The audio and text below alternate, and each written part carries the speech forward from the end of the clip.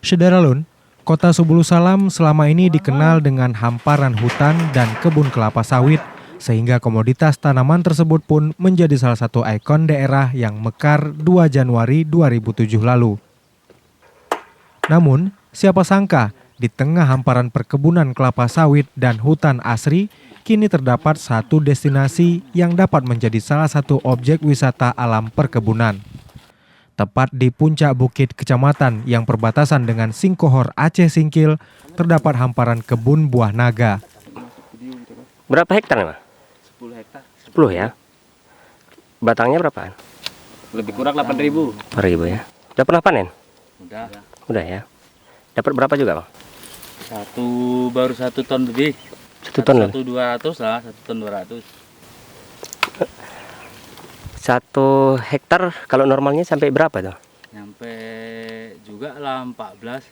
14 ya? Ya, 14 apa tuh? 14 ton. 14 ton ya? Ya. Ini udah belum normal berarti ya? Belum. Belum ya? Ada sekali, Iya. penyemprotan buah namanya. Oh gitu, Penyemprotan buah. Perangsang buah, perangsang buah. biar supaya buahnya makin besar. Kalau pemupukan 2 minggu sekali. Dia untuk sekarang 1,5 hektar itu 1 sak. Kebanyakan pun mati ya. Tanaman ini kan untuk tanaman kayak tanaman gurun. Setelahnya gimana? Tidak butuh banyak air. Tidak butuh banyak air lah. Kalau kebanyakan air mati. Dan buahnya ini bisa menghasilkan dalam 1 batang ini bisa 9 buah. 9 buah ya? Udah normal. Udah normal. Berarti Sampai 4 tahunan. 4 tahunan ya? Berarti 1 batang sampai berapaan tuh? 1 batang Bisa. kalau tergantung cabangnya. Kalau cabangnya banyak ya banyak. Oh gitu. Iya. Sekarang buah paling berat berapaan? Masih 8 on. 8 on ya? Panen terakhir berapa dapat? Panen terakhir semalam sekitar hampir 2 ton lah. 2 1 ton lebih.